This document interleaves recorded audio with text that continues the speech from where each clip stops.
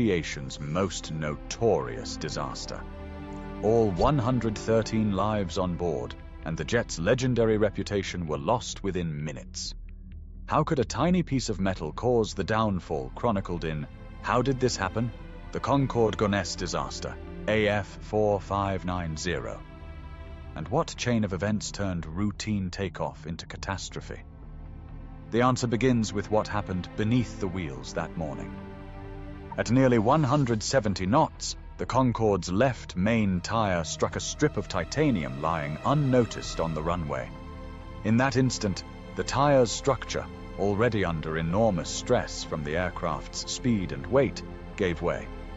Each wheel on the Concorde spins at over 1,200 revolutions per minute during takeoff, storing massive amounts of kinetic energy. When the tire burst, that energy was unleashed in a violent spray of rubber and wire, fragments flung outward and upward at speeds that could exceed the aircraft's own forward motion. The mechanics of a high-speed tire failure are brutal and unforgiving. The tire's steel cords meant to reinforce the rubber became shrapnel. Centrifugal force drove debris with enough power to punch through aluminum and composite structures. The trajectory of these fragments depended on the exact angle and force of the burst, but the result was always the same. Pieces of tire and wheel ricocheted off landing gear struts, bounced into wheel wells, or shot directly toward the underside of the wing. In the Concorde's design, the space between the tire and the lower wing skin was narrow. With the aircraft loaded for a transatlantic flight, every ounce pressed the wheels harder against the pavement. The collision with the titanium strip triggered a chain reaction in milliseconds. Rubber exploded, cords snapped, and debris became projectiles propelled by physics alone. This raw release of energy set the stage for what followed above the runway, as fragments found their path toward the aircraft's most vulnerable structures. Fragments from the shattered tire slammed into the underside of Concorde's left wing, targeting a vulnerable section known as Fuel Tank 5. Unlike most airliners, Concorde's fuel tanks were built into the wing structure itself, separated from the outside world by little more than thin aluminum skin, less than 2 millimeters thick in places. The violence of the impact did not simply punch a hole. Instead, the collision created a sudden, powerful shock wave inside the tank, a phenomenon investigators called a hydrodynamic pressure surge. With the tank filled to capacity for the transatlantic crossing, there was no airspace to cushion the blow. The incompressible jet fuel transmitted the pressure instantly, forcing the tank walls outward. At the same time, the continuity effect, a twisting, localized deformation of the metal, created zones of intense stress. Multiple ruptures formed almost at once. Fuel began to pour from the bottom of the wing, streaming backward in the slipstream. Within moments, the leaking fuel found an ignition source. Investigators would later point to damaged electrical wiring or possibly contact with hot engine parts as the likely culprit. Flames erupted along the trailing edge of the left wing, visible even before the aircraft left the ground. The fire grew rapidly, fed by a steady flow of fuel under high pressure. Inside the cockpit, warning lights and alarms began to sound, signaling a crisis that was already well underway before the wheels had even lifted. The crew, focused on the critical seconds of takeoff, now faced a spreading fire and a jet that was structurally compromised from the start. In those brief moments, Concorde's fate was sealed, not by a single failure, but by a cascade of forces unleashed in less than a second. Concorde's wheels left the runway with fire streaming from the left wing and warning alarms blaring in the cockpit. The aircraft reached about 200 feet, but never gained more altitude. At this stage, the crew was fighting a battle on multiple fronts. Engine number 2, starved of fuel and engulfed in flames, surged and lost all thrust within seconds. Engine number 1, also on the left, began to deteriorate as heat and fuel starvation took their toll. On the right, engines 3 and 4 continued to provide power, but the imbalance created a strong rolling force, that pulled the jet left. The landing gear, damaged by debris, refused to retract. This left Concorde exposed to a drag penalty that would have been significant for any airliner. On Concorde, with its slender delta wings and high-speed design, the effect was devastating.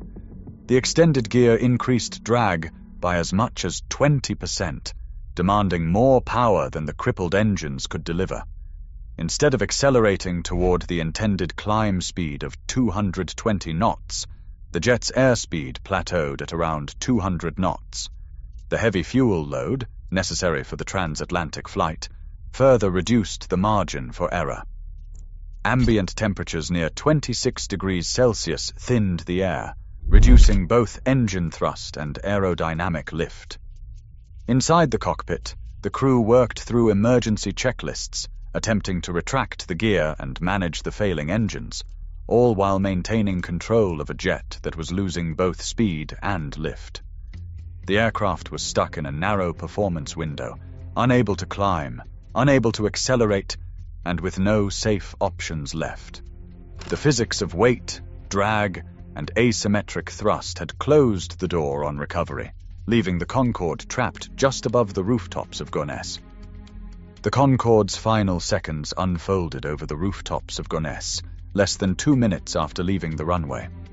With airspeed falling and left side thrust nearly gone, the jet's nose began to drop.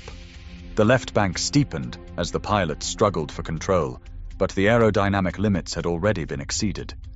At just 200 feet above the ground, the aircraft could neither climb nor turn away. The hotel, Hotelissimo Les Relais Bleus, stood directly in the Concorde's path. Its coordinates, 48 degrees 59 minutes 8 seconds north, 2 degrees 28 minutes 20 seconds east, would become fixed in aviation history. The jet struck the hotel at high speed, wings nearly level, but with a steep downward angle. The impact was devastating. All 100 passengers and 9 crew members perished instantly. 4 people inside the hotel lost their lives as the structure collapsed and fire swept through the building. The crash site, a modest suburban block just beyond the airport's perimeter, was consumed by smoke and flames within moments. Emergency crews arrived quickly, but the destruction left no chance for rescue. From the moment the tire struck debris to the instant of impact, only about 90 seconds had passed. In that brief window, a chain of mechanical failures and physical forces converged with irreversible consequence. The loss of 113 lives in Gonesse would stand as a stark reminder of how fragile the margins of flight can be and how quickly catastrophe can unfold. Inside the BEA laboratories, investigators faced an intricate puzzle. How could a single tire burst bring down a supersonic airliner? Their work began with the battered remains of fuel tank number 5. Metallurgical analysis revealed ruptures that flared outward, not inward, a sign that the force came from within the tank itself.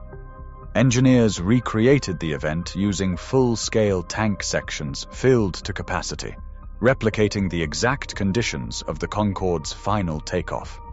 When tire fragments struck the test panels at high velocity, pressure waves shot through the incompressible fuel, forcing the thin aluminum walls to split outward at multiple points. This hydrodynamic rupture, a phenomenon rarely seen in aviation, explained the sudden, massive fuel leak. Tracing the root cause led to a small, jagged strip of titanium recovered from the runway. Forensic comparison matched it to a missing wear strip from the thrust reverser of a Continental DC-10 that had departed minutes earlier. Maintenance records uncovered a troubling detail. The strip was a non-standard replacement, fabricated outside manufacturer specifications and attached with improper fasteners. The chain of evidence, lab tests, tank fragments, and maintenance logs left little doubt about the sequence of failure and the origins of the debris. The disaster was not only a matter of physics, but of accountability. Engineers faced a daunting challenge: How to rebuild confidence in an aircraft whose vulnerabilities had been so devastatingly exposed. The first solution took shape inside Concorde's wings. Technicians lined the fuel tanks with Kevlar, a material known for stopping bullets, now tasked with containing fuel in the event of a rupture. This barrier, just millimeters thick, could absorb the shock of tire debris and prevent fuel from spilling into the wing cavity. Alongside this, new burst-resistant tires were fitted, tested to withstand impacts far beyond what the original design had imagined. Electrical wiring and hydraulic lines near the landing gear were shielded or rerouted, reducing the chance that a single fragment could ignite another disaster. These changes required months of analysis, fabrication, and certification. By November 2001, Concorde returned to service, its systems upgraded and its safety record restored in the eyes of regulators. But the world had changed. The September 11th attacks had gutted demand for transatlantic travel. Fuel prices soared, and the cost of maintaining a small, aging supersonic fleet became untenable. Despite technical fixes, Air France retired its Concordes in May 2003, with British Airways following that